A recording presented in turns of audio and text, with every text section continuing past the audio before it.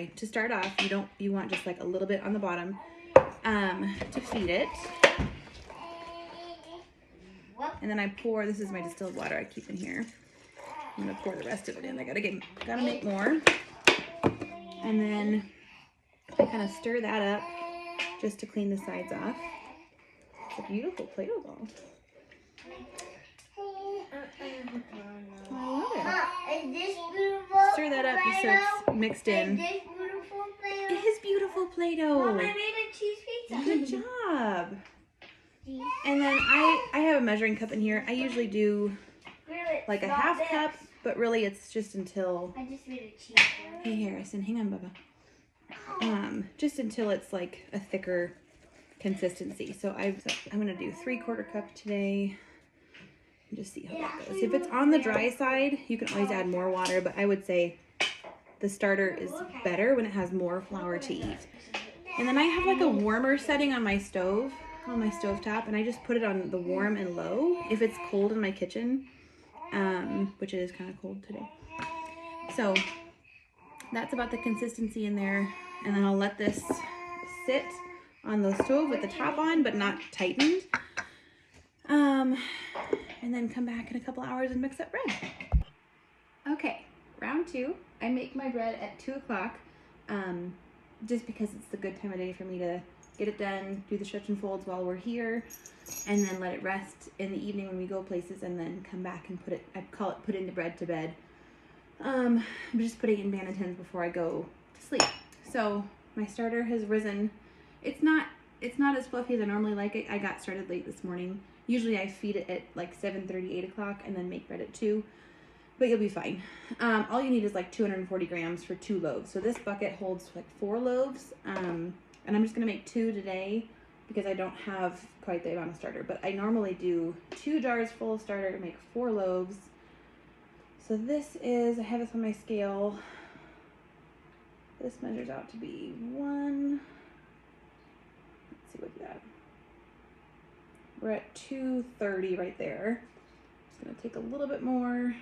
I like to do between 230 and 250 of starter. Yeah, that's 248. That's perfect. And then I zero my scale out. Here's my warm water. I do 68% hydration. And so far that's been winter and summer. You can play around with that if you want to change it a little bit. Most recipes will recommend 750 water, but I do 680. There we go. 680 just because it's a little bit less, it spreads out less, it's almost firmer, and it's easier to manipulate at the end of the day. So this is starter and water. Gonna mix that together a little bit. I use my hand a lot. I know that's probably not everyone's preferred method, but you can also get a good tool. I sometimes use a bench scraper, just depending on what I have clean and accessible. So there's that mix, and I keep my flour in giant buckets. I get them in 50-pound bags from the Baker's Pantry in Dallas Center. So it takes 2 5-gallon buckets, and they're food safe buckets from Menards. So I just scoop, zero my scale out again, and it's gonna be 1,000 grams of flour. So it's usually like 8 scoops. And I just watch my numbers on my scale, and it's about 640 right there. That's 806, 985, tiny more, 1057. Yep, okay. That's just 1,000 right there. And then I mix all of this together off the scale. And I actually don't put the salt in right away. There's a process, I'm pretty sure it's called like autolyzing or something. But you let your mix sit together. It's about 10 minutes. I do like 5 to 10 minutes sometimes. And I put it all together, mix it up. And it's really shaggy, but I want to come back. I want it to be loose and not like a collected dough ball yet, because I'm going to come back and do the salt in just a couple minutes. Okay, time for salt. I scale back up here. I use the Kirkland salt. It's just the easiest sea salt. It's a fine grain sea salt, so it really blends in well. I don't have any like crunchy things on top. And I put in, for 2 loaves, I do like 24 grams of salt. So it looks like a lot. I promise it tastes good. And then this is kind of the fun part, because the salt after the dough's sat for a minute makes it almost easier to touch. So it doesn't get all stuck to your fingers. And my hand will still be messy, so you can use a tool if you want to. I just feel like sometimes the quickest tool is just to use your hand and get messy and then clean it off later. Especially when you're doing 4 loaves, it's hard to get like the weight of the whole loaf spread out. So yeah, mix that up, and then I'll let it sit for like 30 minutes without touching it. I'll come back and do, you wanna say hi? Hi. I'll come back and do my first stretch and fold at 2:30, well 2:40 really. And then after that, I do 3 stretch and folds for every 30 minutes, every 30 to 40 minutes.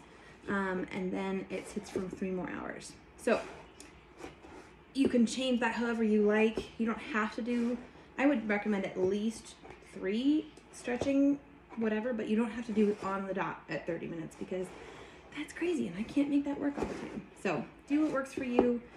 And I'll come back and kind of show you how the consistencies change. So right now this is the dough. It's really sticky and shaggy, but after I come back, it sits for half an hour. It's gonna be a lot better. So, sorry, one more tip. I do have this lid. I kind of let it sit a little bit off just so the air can move in there. I like a glass bowl, but I was making so many loaves I couldn't fit it all in the glass bowl.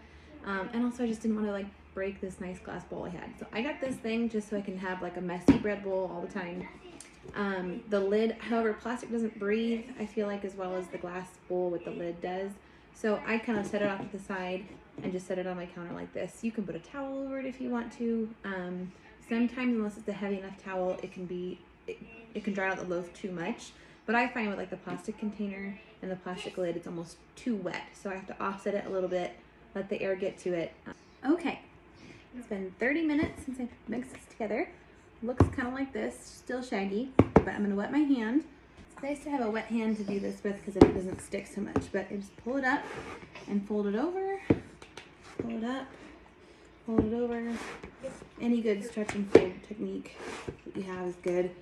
I do this whole thing twice, and then I flip the whole thing over. Got a buddy with me today, he's not feeling very good.